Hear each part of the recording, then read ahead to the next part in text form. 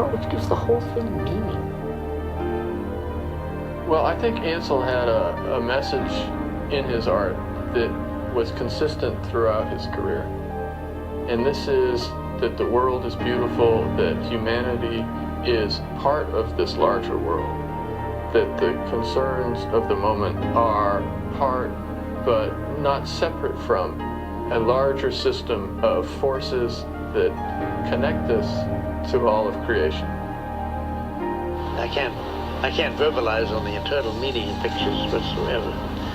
Some of my friends can at very mystical levels, but I prefer to say that if I feel something strongly, I would make a photograph that would be the equivalent of what I saw and felt. When I'm ready to make a photograph, I think I quite obviously see in my mind's eye something that is not literally there in the true meaning of the word.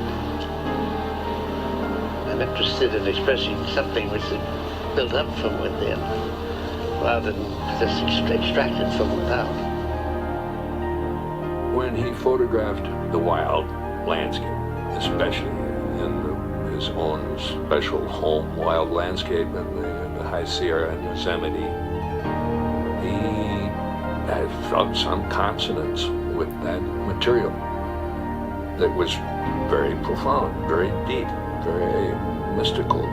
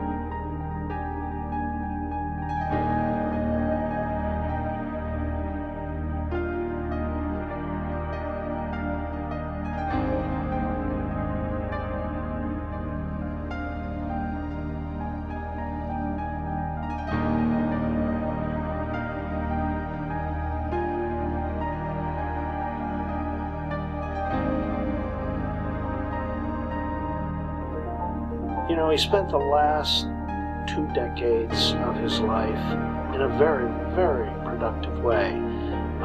First of all, making prints of many photographs he'd been unable to print when he was racing around doing jobs and so on. He created a whole series of books which was tremendously important to him because he wanted people to see his work.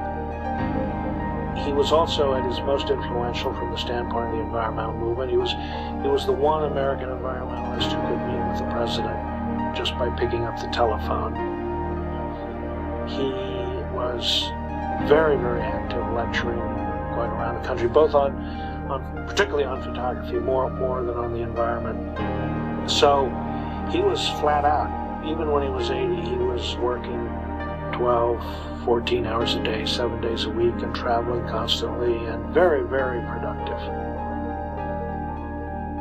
Year after year, the honors and accolades poured in. In the fall of 1979, he was honored with a retrospective exhibit at the Museum of Modern Art in New York.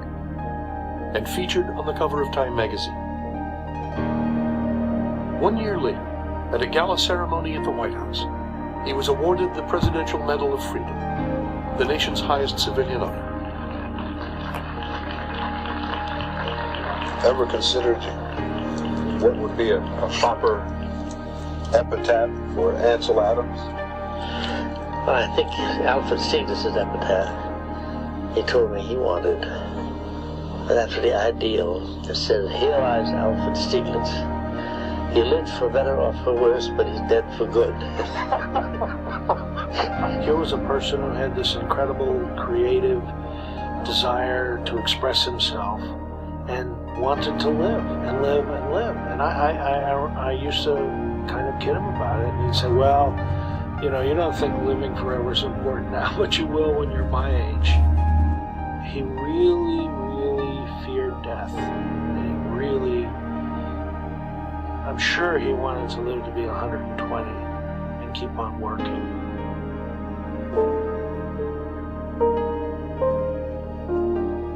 In the end, even Adams' phenomenal reserves of energy began to fail.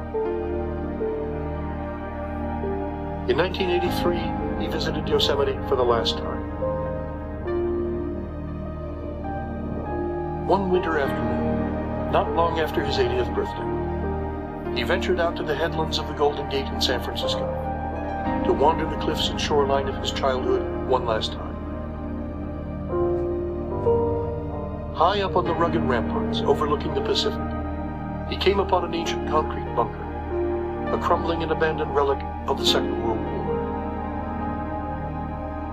It seems, he wrote, that almost anything man-made that endures in time acquires some qualities of the natural.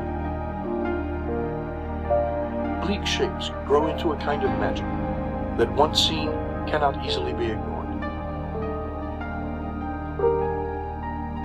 It was one of the last photographs he ever took. 2 years later, on the evening of April 22nd, 1984, his heart gave out in a hospital near his home in Carmel Highlands. He was 82 years old.